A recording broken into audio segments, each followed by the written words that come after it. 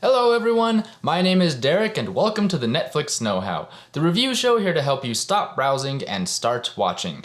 So about 2 decades ago, there was a nifty little children's television show hosted by a wonderfully geeky man that they called Bill Nye the Science Guy. Bill. That's right, Bill Nye the Science Guy.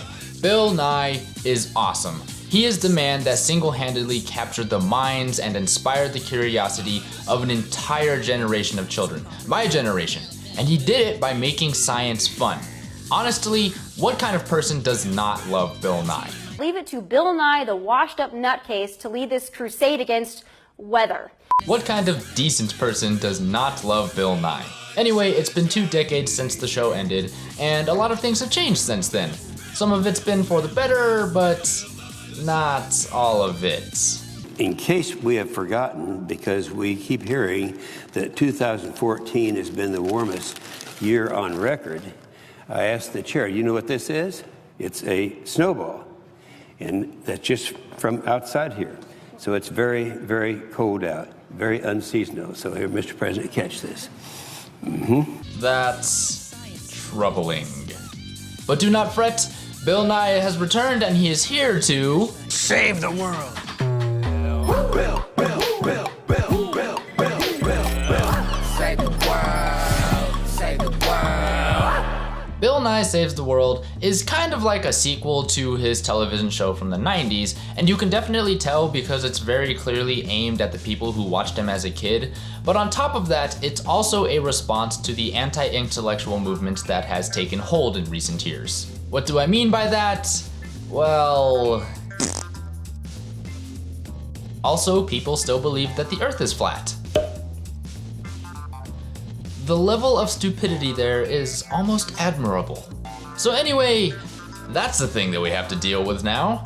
And that's exactly why Bill Nye is here to save us. With science! Science can be strange, science can be super weird, but on top of that, science is just plain awesome. And it can be really fun and really interesting.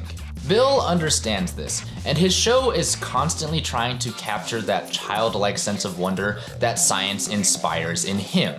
The structure of the show itself is actually very interesting because it seems to draw a lot of influence from something like The Daily Show and even late night talk shows. It's filmed in front of a live studio audience, and the show usually opens with some kind of science experiment or visual gimmick or set piece to sort of get things going, and then Bill jumps into a monologue to go further in depth about the subject matter. And then after that, they have a special correspondence segment where they explore a subject in the field, and then they have a panel discussion after that, and they wrap up the show with usually some kind of celebrity guest appearance or gag, something like that. On paper, it does sound kind of bland, but in practice, they make sure to keep it bursting with, color and life and energy and just an eagerness to encourage people to continue to learn and use that noggin of yours because that's what it's there for. The best parts of the show are definitely the set pieces and the science experiments that they do to help explain things to people in a more accessible way. Bill Nye has always shined at his best when he is actively doing something or actively showing us something in an interactive way that makes it fun and engaging to be involved with. It's basically the art of showing versus telling. I mean, think about it.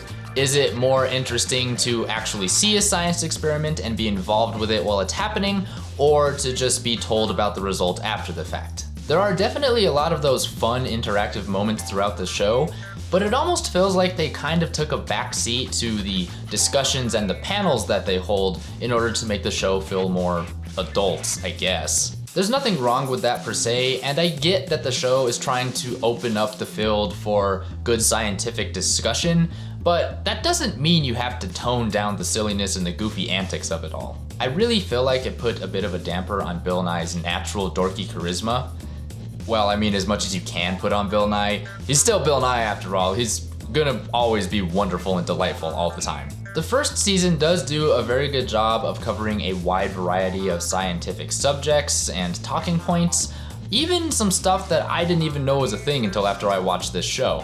There's an episode about sexuality, an episode about video games, the origin of life, genetically modified organisms, or GMOs as we like to call them. There's one about artificial intelligence, all sorts of stuff. Because it's a science show, everything that they talk about is looked at through the critical lens of the scientific process. And that means you have to have evidence. Science relies on evidence, and the show makes it a point that evidence is important. I appreciated that Bill Nye and Company actively called out counter-arguments and pseudoscience that don't necessarily have the evidence to back up their claims. This is where the show is really trying to push back against the idea of anti-intellectualism, where thoughts and opinions are often treated on the same playing field as facts and evidence.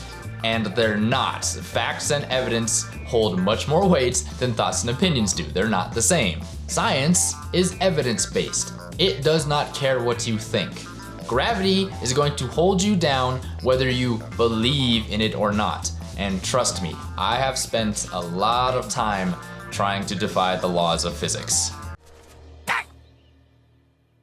So I really like that the show does not stand for factually incorrect claims or anecdotal evidence, although there were some times where I wish that the pushback against this was a little more assertive. There are a few segments here and there called Bill Nye Needs a Minute, and I kind of love them. They're basically just short little rants where Bill Nye goes off about something that's really pissing him off because people are stupid and how can they be this ignorant, and I don't want to live on this planet anymore. that's the attitude I'm looking for and we could have used more of that. Although, you know, maybe a little more polite-ish so that you don't alienate everyone in the process. Basically, I'm just saying that I really think that the show could have used a bit more of that fiery passion. It did seem that there was a bit of inconsistency between the episodes where some of them felt really important and urgent, but others kind of came off feeling like filler episodes, if that makes sense. I mean, the show is called Bill Nye Saves the World after all, so it's kind of weird to be watching an episode and find yourself thinking, wait, we needed saving from this? What? They're still interesting, they just don't always have that pressing sense of urgency.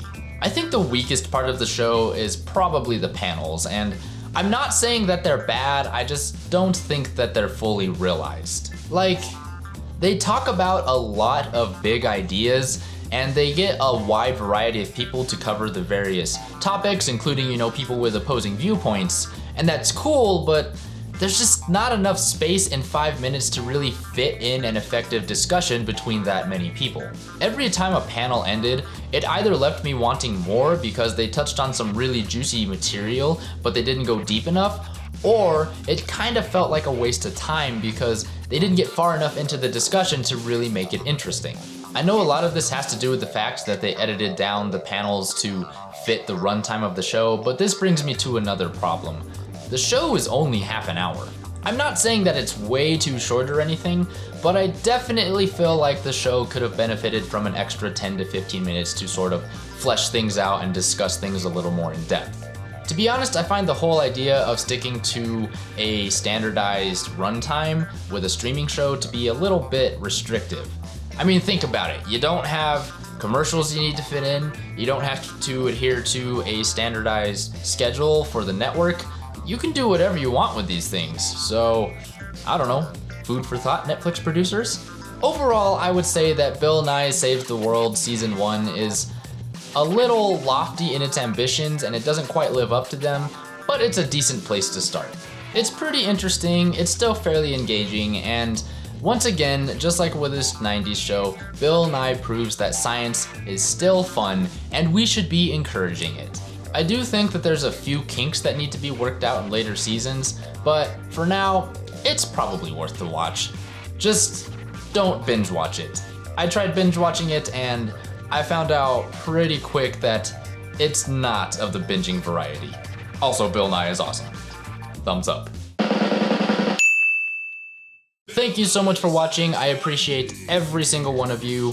So, obviously I've been away for a while. It's probably been almost 3 weeks now since I've uploaded, and I apologize for that. I know it was a long hiatus and I didn't want to be away that long, but I just kind of needed some time to sort things out in my life. Anyway, consider this episode to be a reset button. So what I'm going to be doing now, like I said, I still have all that same stuff I need to get through, so I'm going to get through all of that, and the idea is that will be rapid fire. Maybe not like rapid fire, but you know, I'll be releasing things more frequently on a regular basis now. That is the plan. So once again, thank you guys for watching. If you enjoyed this video, be sure to hit that subscribe button down below. You can also head over to Facebook and over to Twitter to follow me on there. And as always, if you want to know your flicks, you know where to click. Happy hunting, guys. See you next week.